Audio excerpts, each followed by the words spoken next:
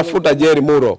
Jerry Muro anasemaje? Fanya Simba leo na sisi Yanga tunacha kujifunza. Na lazima tujifunze kutoka kwenye the best practices walizozifanya wenzetu. Yaani mpaka dakika hii nchi ya ahadi ya Simba imeshafikiwa. Fadlu Davis akiondoka Simba, hata akifukuzwa, CV yake ataenda kufundisha timu kubwa. Mchambuzi wa masuala ya kabumbu hapa, Lugano Israel, mzee wa Black and Whites. Yeye anakwenda kutupisha kwenye kile ambacho kimetokea jana baada ya wekundu wa Msimbazi Simba kuheshimisha taifa kwa kumwondosha Al Masry kutoka kule nchini Misri kwa mikwaju ya penalty. Bunge lilikuwa tamu kule dakika 90, mnyama karejesha yale ambao alifungwa kule kwao katika uwanja wa Suez Canal. Lugano Israel anakwenda kutujuza yeye mchezo mautizama vipi na anafurahi kiasi gani yeye kama Mtanzania. Watu sije wakaweka dosari hapo. Kama Mtanzania kwanza, umepata furaha kiasi gani baada ya Simba kutinga hatua ya nusu finali? Maana mwaka robo ilikuwa kubwa sana, watu wamezungumza, watanizana kuwabeza kwa stari. Sasa hivi mwaka robo amezikwa rasmi. Mwaka robo sasa hivi hata sikika tena. Asikiki. Mwaka robo yani kazikwa. Wale ambao walikuwa na kamdomodomo mwaka robo pia. Sio Tanzania neno gani aise. Lakini yote katika yote tuwapongeze Simba. Unajua haikuwa kazi rahisi haikuwa kazi nyepesi kwa sababu kama umefungwa goli 2 ugenini, unarudi nyumbani unatakiwa uonyeshe kwamba ule msemo kwa Mkapa hatoki mtu. Ulikuwa ni mlima. Goli 3 zinahitajika. Alafu watu wako low block. Muda wote wako chini kule. Ilikuwa sio kazi rahisi. Alafu kuna wakati Simba walienda kupelekewa moto. Uliona ule moto ule? Niliona. Mungu nisaidia. Yaani kama sio maombi akina Mwamposa. Pale ilikuwa ni goli. Mungu alikuwa upande wa Simba kusema ukweli, walijitahidi kwa kiwango kikubwa na mimi naamini yani hiki kilichofanyika hiki Simba ndio anaenda kufanya kitu kikubwa. Hiki kilikuwa kikwazo kikubwa sana kwa upande wa Simba. Upande wa Simba ilikuwa kikwazo kubwa. Maana Al Masry sio kwamba ni timu ndogo, isipokuwa walikuwa na mipango yao nao. Na Waarabu na mbinu zao walitegemea kwamba ataingia kwenye mikwaju ya penalty wataenda kutoboa. Umenielewa? Na Mungu alikuwa upande wa Simba. Pimpi Kamara anapangua mikwaju miwili, si ndio? Kapombe watu kuna baadhi sehemu ambapo mimi nikuepo walikuwa walivyomuona Kibu anaenda kupiga penalty mama we kapiga bonge la penalty. Aua ndo alianzisha kwa sababu unajua unapoenda kuchukua mikwaju ya penalty, unapopiga kwenye ile mikwaju ya penalty 5, lazima yule ambaye mpigaji wa penalty ndio akaanzisha kupiga penalty kwa sababu yeye ndo anaenda kutengeneza confidence kwa wachezaji wengine. Angekosa Aua shughuli iko imeisha kwa sababu watu wote wale sio wapigaji wa penalty. Mpigaji penalty tumekosa tena, sasa sisi tutafanyaje? Unaingia na kitete. Kwa walivyopata na wale walivyokosa ikawa ni confidence kaongezeka kwa upande wa Simba so far. Sasa nakumbuka tulizungumza kabla ya mchezo na wewe ulitoa moja kwa moja ukasema Simba anaenda anamuondosha Al Masry na ndio kitu ambacho kimekwenda kutokea. Kwanza uliona kitu gani katika ukiangalia wachezaji wa Simba moja kwa moja, uliona kitu gani ukasema Simba hii anatoboa? Kwanza nikukumbushe kabla ya hii hatujazungumza kwamba Simba anatoboa. Kwanza kipindi cha kwanza nisemaga Simba atoboi. Nikiwa na fact, niwe mkweli. Nisema Simba ile ilikuwa ni wakati Simba anaenda kule. Baada ya kuitazama mechi ndo kaja ukaniambia tena hii Simba anaenda. Ndio hapo najikumbusha. Na wakumbushe watu pia. Niliwaambia. Kwa sababu ukiangalia daraja la ligi ya Misri ukifanisha na ligi yetu ni tofauti. Kwa timu ya daraja la Misri ambayo inashika nafasi ya 4, sawa, huku ndo ligi kuu. Umensoma kipimo ambacho tulikuwa nakipimia Al Masry na Simba ni kwamba tulikuwa naipa mimi binafsi nilikuwa naipa Al Masry kwa sababu ya ubora wa ligi ya Misri. Umeelewa? Na Waarabu speed zake, intensity zao na vitu kama hivyo, nilikuwa najua Simba hapa wana kazi ngumu. Baada ya mchezo kuona intensity yao, kuona ubunifu wao kwenye mashambulizi, uoga wao, unajua Simba jina ambayo imejitengenezea sasa hivi, ukigundua sasa hivi hakuna timu ambayo haiogopi Simba. Umeelewa? Hata kukutana na Al Hilal sasa hivi, Al Ahly sasa hivi, Mamelodi sasa hivi, wote wanakuwa na hofu na Simba. Ile fear. Umeelewa? Kwa hiyo inawezekana Simba sio bora sana, lakini wale watu uoga tu ukajikuta wanakaa chini kwa ajili ya kuzuia. Kwa hiyo baada ule mchezo nikagundua kwamba Simba atatoboa kwa sababu wale jamaa nyumbani walikuwa wanalinda.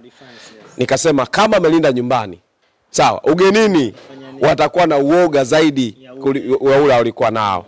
Na ukiangalia Simba the way ambao wanakosa bahati ya kufunga, nilikuwa nakumbuka ishazungumza neno bahati.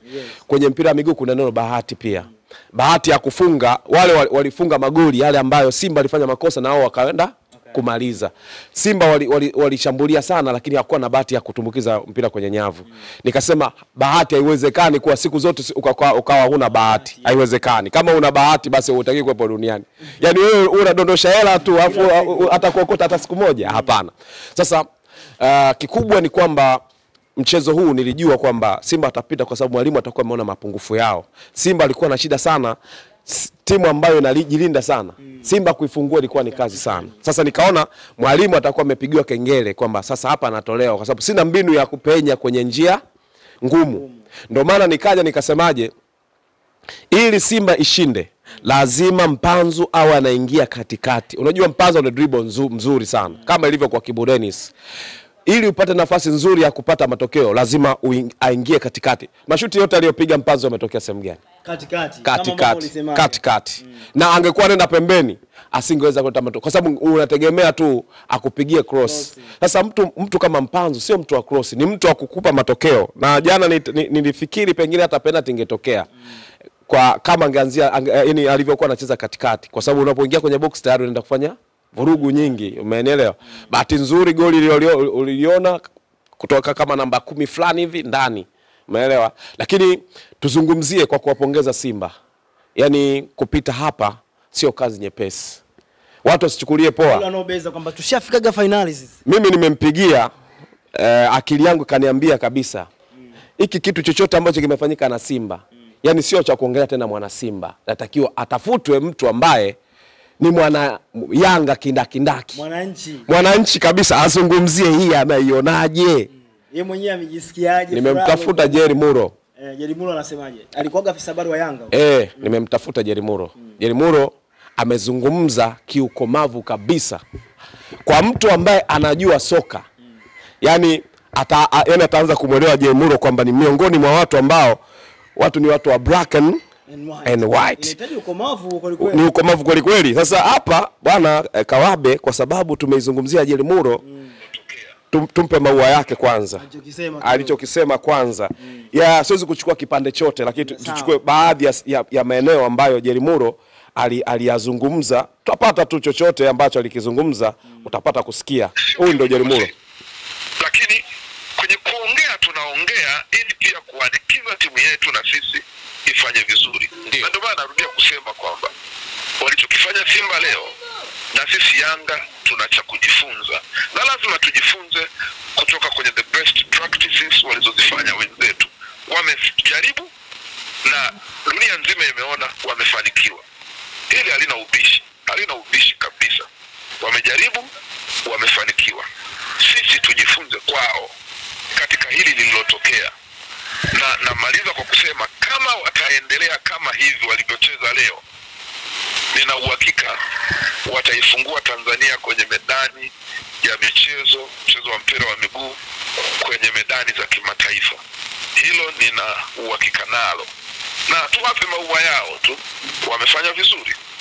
Mheshimiwa Jerry Muro, nikushukuru sana. Umeongea, nadhani umemsikia hapo.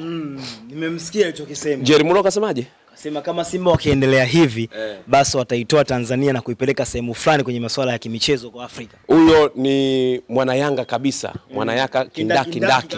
Mtu ambaye ukimwambia zungumzia Yanga na chakula kiko hapa, anambia ngoja kwanza hata kama wacha hata kipoe. Sakata la juzi hili alilikalia kooni kama vile sana hakutaka hata kumeza punje ya mtama.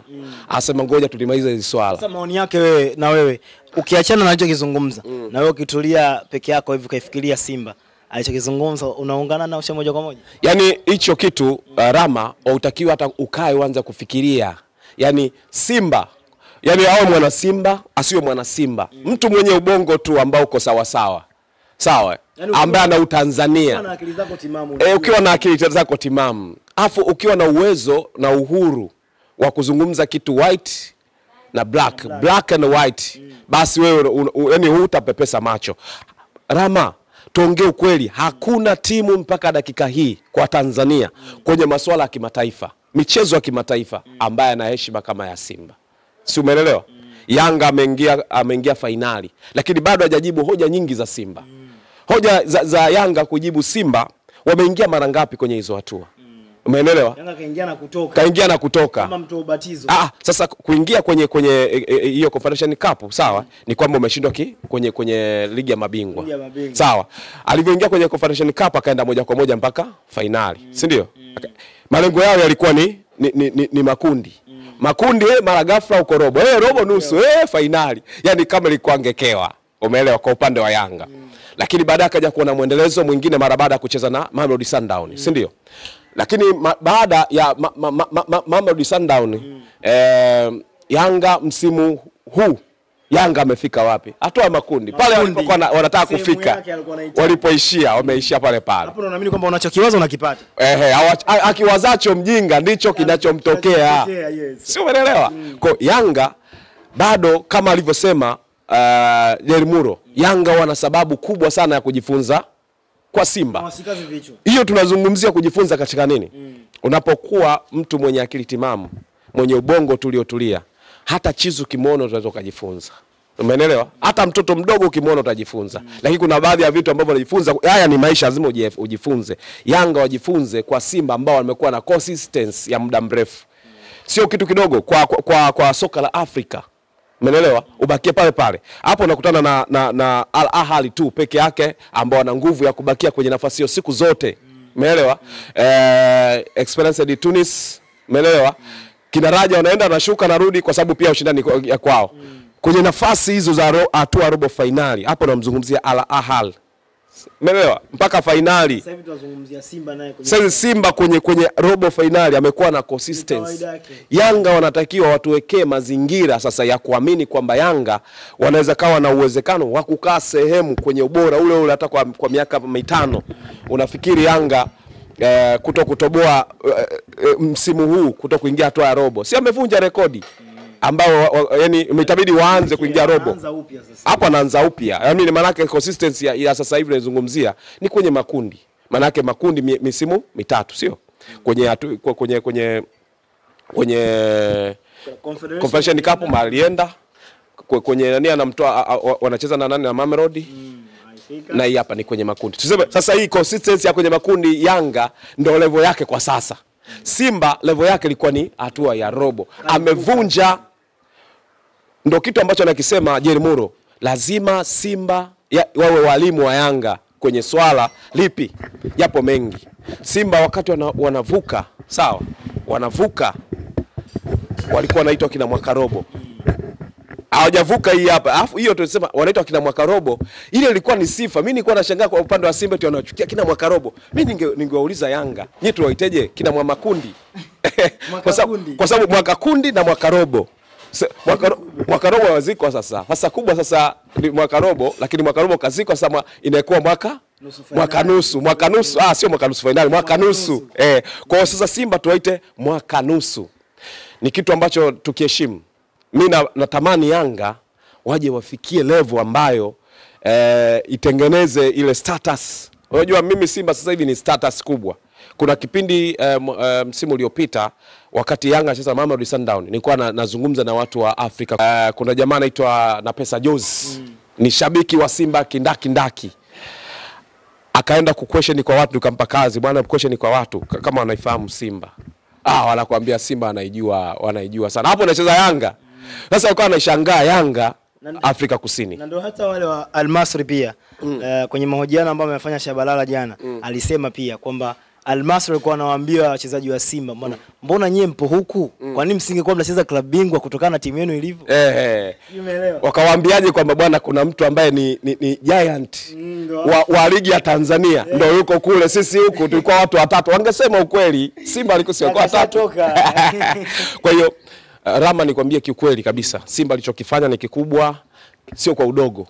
Yaani hata wao wana Simba wenyewe wakati wanasema tunapita, lakini huku wameweka maneno ya akiba. Akiba yao ilikuwa ni kwamba unapitaje goli 3?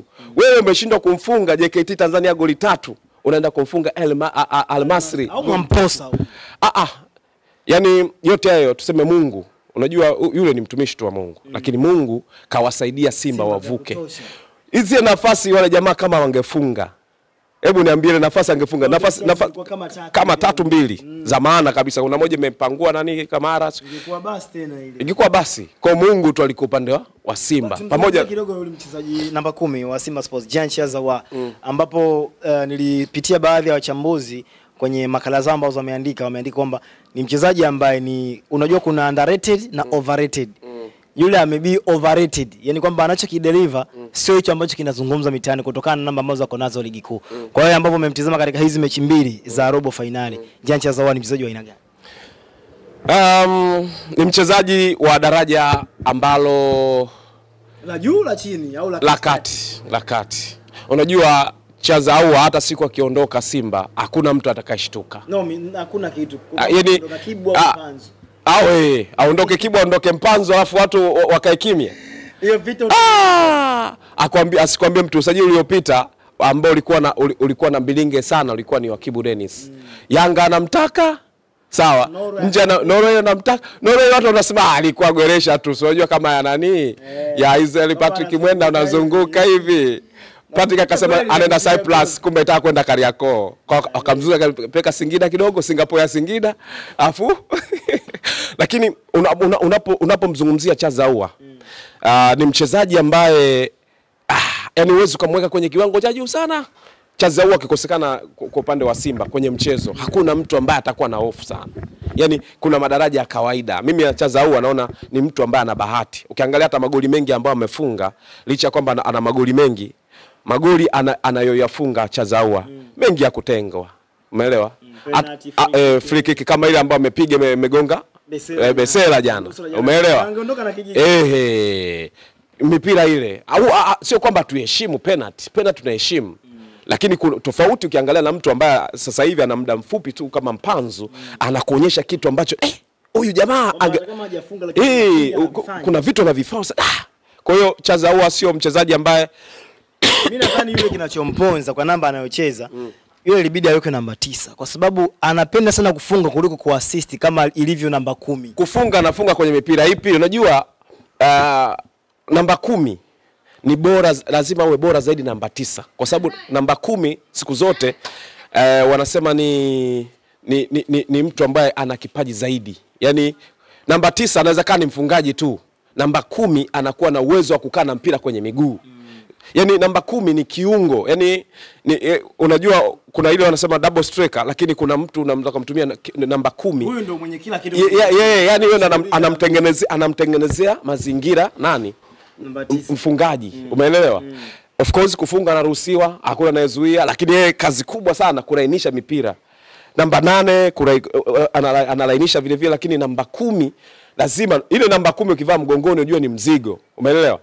So yani sio kuzitumia ndio mawaponza wa sasa hivi. Yani kufunga yani ile namba 10 kama akipewa Mpanzu. Namba ambayo anacheza Chazawa. Akipewa Mpanzu mimi nakwambia si niko hapa. Utakuja kuniambia siku kocha inawezekana siwe huyu akawa mwingine. Maana kocha akija unajua anakuwa na mtazamo tofauti. Unaweza kashangaa kambia mimi nataka wewe Mpanzu uone unatokea hapa namba 10 hapa. Mpanzu mtu ambaye ana uwezo kukaa na mpira, anaweza kumpunguza mmoja alafu yeye anakimbilia golini. Wewe mimi nakwambia Simba atasema tulichelewa wapi na Mpanzu. Yani Mpanzu ukaa pembeni. Yani wanapa option watu ambao ni fullback kuweza kumdhibiti kwa sababu kuna kisehemu unaweza kumhifadhi. Wakati anakimbilia pembeni lakini katikati akikimbia huku anakimbia huku anaingia katikati. Kuna kitu gani? Kwa hiyo Chazawa ni mchezaji ambaye siwezi kumpa daraja hilo. Lakini kwa wachezaji wetu wa Tanzania angekuwa ni Mtanzania ningesema katika wachezaji wetu wa Tanzania naye yumo katika wachezaji wakubwa. Pin Kamara jana amekuwa shujaa, naweza nikasema hivyo kwa sababu yeye ndo alikuwa na hatima ya mwisho. Mikono yake miwili ilitumika kuiharibu mechi ya Al Masry. Mikono hiyo miwili imetumika kuivusha Simba Sports. Kuna mtu anaitwa man of the match na mimi kuna mtu anamuita man of the event. Mtu wa tukio. Kwa hiyo man of the event yani tukio la jana Sawa. Man of the match anaweza ni mtu ambaye uwanjani. Sawa. Lakini mtu ambaye mpaka nje ya uwanja. Watu man of the event alikuwa Pimpini Kamara mzee. Katika ubora wake kabisa. Zile penalty zile mbili alizoziokoa kama zingeingia manake bado ungekuwa kuna kubishana. Kwa hiyo vitu vyote utasifia wale waliopiga sio wamefunga, lakini njoo kwa Pimpini Kamara kwa kuokoa ile mikwaju ya penalty miwili. I say ile usichukulie poa bana. Usichukulie poa. Yani yani mimi nakwambia watu tu hatuwezi kupata rekodi nzuri. Sawa. Pimpini Kamara kafanya kazi ya Kaseja Simba akikaa golini unajua kabisa hapa watu wana kazi. Mfupi lakini kazi yake. Swala la penalty Kaseja ilikuwa mfanyavyo. Moja ya kwangu au mbili. Wewe. Kaseja achana naye. Sasa huyu ndo Pimpini Kamara. Pimpini Kamara kwanza ile penalty ya kwanza kaanza yani yule mpigaji anakuja tu akaanza kumuonyesha ile goli unaliona kubwa ngoja nikuosha ile goli dogo kaanza kucheza. Unajua ukiwa unafanya hivi lile unamchanganya anikumbusha hivyo Mapunda zake anamchanganya. Hiyo ilikuwa Kaseja. Mapunda ilikuwa kama anaigilizia tu. Kaseja mfupi lakini utakuta anaruka unaona wewe mwenyewe ukienda kupiga unaona mbona kagoli kadogo hivi basi bwana anakosa psychological tayari ya watu wa nyuma kule wanaomfuata lazima nao wachanganyikiwe. Wa kwanza kakosa. Alafu yule wa kwanza ni lazima awe ni mtu ambaye anapiga penalty mara nyingi ambaye mzuri kwenye penalty. Sasa mtu mzuri kwenye penalty amekosa. Alafu wewe unasemaje? Imekula kwako. Volcano jana kauwasha moto kweli kweli ambaye tayari ushamzungumzia. Lakini kwenye yale machaguo ambayo ameyafanya David Fadu kumweka pembeni ya Ateba akaanza na Dese Mukwala. Steka refu kuliko goli na akafanya kweli kaweka kati. Kupitia Kawabe kama sio Galaxy tulizungumza sehemu zote mbili. Tulizungumza. Unakumbuka alizungumza alikuwa anataka mastreka ngapi? Wawili. Ile ndio ilikuwa option ya kumweka kwa maana Steven Mkwala aweze kutembea sana kwa sababu Simba ilikuwa inahitaji kuwa na pressing kubwa. Umeelewa? Kuna kitu kinaitwa coaching ability kwenye mpira wa miguu. Coach ability ni uwezo wa wachezaji kuyachukua ya mwalimu. Umeelewa? Lakini mwalimu lazima ajue tabia za wachezaji wake. Mchezaji mtu kama Steven Mkwala, sawa? Alikuwa ni mchezaji ambaye alikuwa ni muhimu sana kwenye mechi za pressing. Ni kama timu inapohitaji kupressi kwa upande wa Yanga usimweke Mzize mtu wa kupressi, Pakome mtu wa kupressi, yani wale watu kwenye kazi ya kupressi umeelewa? Kwa hiyo kwa upande wa Simba alikuwa anahitajika sana Mkwala, mtu ambaye muda wote anakimbia anaingia kwenye maeneo. Kwa hiyo mwisho siku mimi kiona sawa, kitu ambacho nakiona kwa upande wa Ateba na Dese Mukwala. Yani Ateba angeenda kuifanya Simba kawa dominant eneo la ushambuliaji. Ateba ni mzito. Mpira unaweza ukaja maamuzi yake wa kutoa apiga yani kama anakuwa na ukingo fulani ambao unamkinga. Lakini Mkwala kitaka niende huko anaenda. Feinti anazo. Ni pale tu kachelewa sana kuaminisha watu kwamba ni bora. Tumalize Lugano. Fadu Davis unamuona akiwafikisha Simba Sports nchi ya ahadi na kuliheshimisha taifa la Tanzania kwa kutuletea kombe Tanzania hii. Yani mpaka dakika hii nchi ya ahadi ya Simba imeshafikiwa. Bado kwenda kula asali tu na maziwa. Kwa sababu nchi ya ahadi ya Simba alikuwa avuki nusu, si ndio? Alikuwa avuki nusu. Fadu Davis kwanza katengeza rekodi kama kocha. Kocha ambaye yeye hajawahi kusimama kama kocha mkuu akasimama kwenye mashindano makubwa. Kasimama. Yeye rekodi ya kwanza kaanza kwenye hatua ya makundi. Sawa? Kafikisha hatua ya makundi kaingiza robo, saizi nusu finali ambayo Simba alikuwa anatoka kwa muda mrefu. Hata kesho Fadu Davis akiondoka Simba, hata akifukuzwa, CV yake ataenda kufundisha timu kubwa kwa sababu katengeneza profile yake sasa hivi limekuwa ni kubwa. Profile yake sasa hivi linajieleza. Si unanielewa? Yani sasa hivi ninavyozungumza Fadu Davis na Simba hata akifukuzwa kesho yeye anaweka historia kwenye maisha yake kwamba mimi nimetoboa kwa kupitia Simba. Shukrani sana. Asante sana.